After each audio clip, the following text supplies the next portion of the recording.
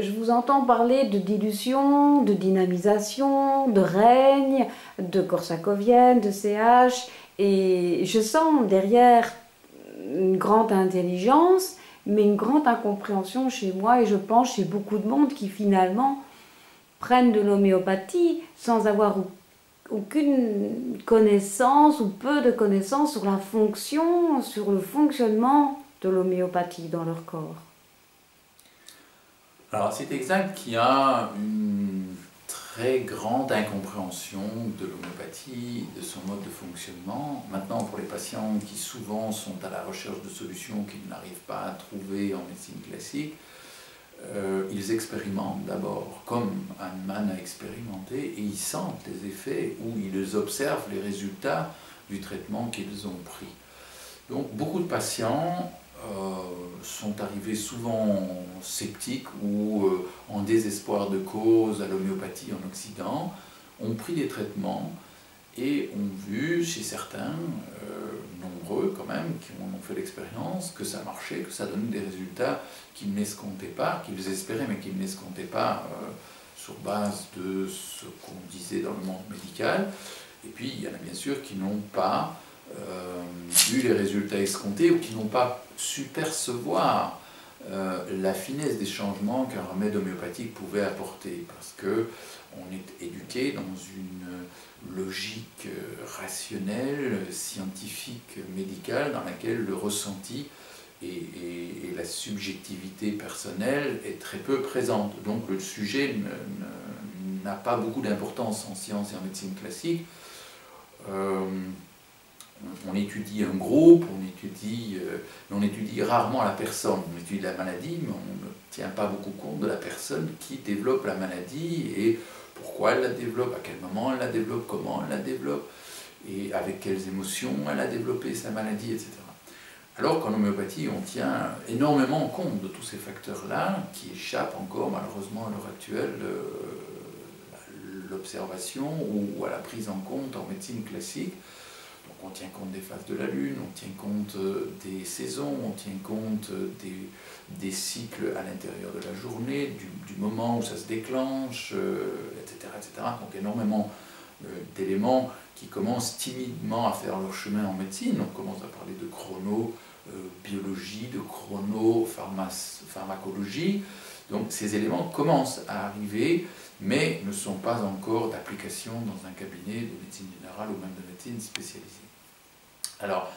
l'homéopathie, en fait, c'est vrai, il n'y a plus de substance, mais on part actuellement en science du paradigme que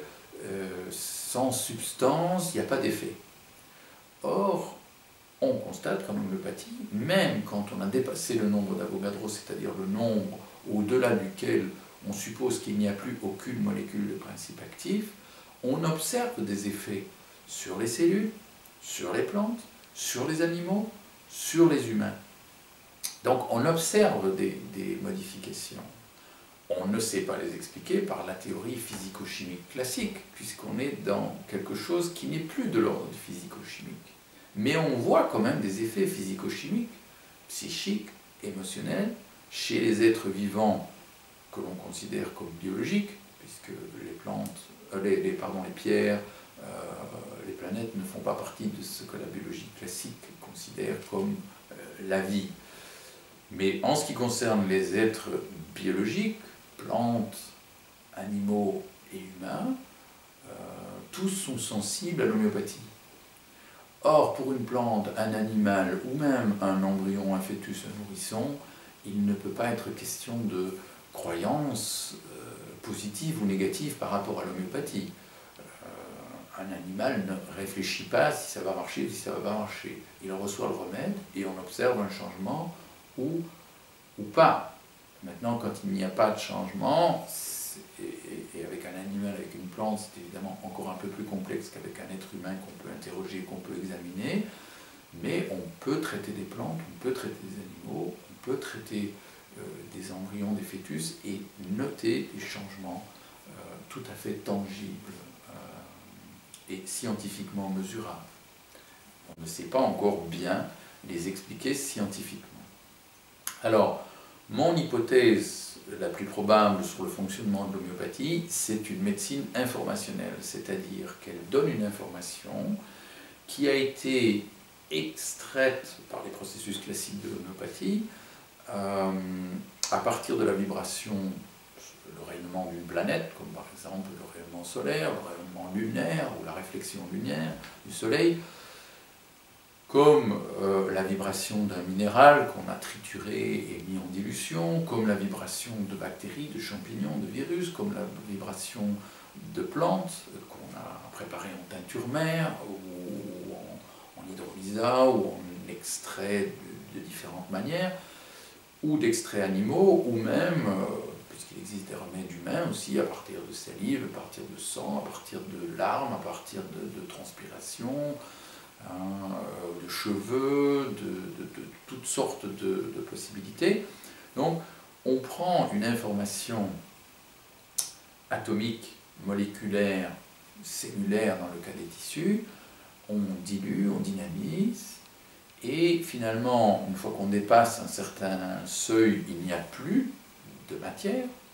mais on constate qu'il reste une information dans l'eau avec laquelle on prépare le remède. Et quand on administre cette eau, ou cette information contenant l'eau directement ou via des granules ou des globules, comme les gens ont l'habitude de le prendre, eh bien, on constate que ça a un effet. Et je pense que l'effet est épigénétique, c'est-à-dire que cette information vient activer certaines protéines qui sont autour de l'ADN pour que certaines portions de l'ADN puissent s'exprimer et donc donner la possibilité à des nouveaux comportements d'apparaître chez la personne qui a pris un remède, ou l'inverse, de modifier certaines protéines qui éteignent un comportement que la personne ne souhaitait plus conserver dans son cheminement. Dans ce type de médecine, il est donc nécessaire que le patient prenne conscience de cette régression et de ce besoin de monter vers son humanité, de son conflit par rapport à certains règnes qui va se traduire en comportement. Est-ce que vous... Alors, effectivement, personnellement, j'ai jamais été un grand partisan de donner un remède aux patients sans qu'ils sachent d'abord ce qu'ils prennent et comment il avait été préparé. Donc, j'explique toujours aux patients de quel règne provient le remède et quelle est la caractéristique de ce remède, donc sur quoi il va travailler et en quoi il va les aider par rapport à là où ils sont bloqués dans leur histoire ou là où ils se sont réfugiés dans leur histoire par rapport aux difficultés qu'ils avaient rencontrées dans leur humanitude. Et donc je peux à travers ça les percevoir comme des partenaires dans un chemin de guérison. Ce n'est pas une molécule qui va résoudre leurs problèmes, ce n'est pas une molécule qui va anesthésier leurs problèmes, c'est une information qui va les aider à revenir, à regrandir, à reprendre leur chemin de vie et à retourner pleinement dans leur capacité humaine, plutôt que de rester limités, handicapés dans un règne dans lequel ils se sont réfugiés. Quand vous dites les amener vers leur plénitude humaine, leur chemin de vie... Alors oui, effectivement, en médecine classique, souvent, après un traitement, on parle de rémission. Alors on peut écouter ce mot autrement et entendre dans rémission, rémission. Donc une opportunité nouvelle, une deuxième opportunité d'accomplir sa mission. Personnellement, je crois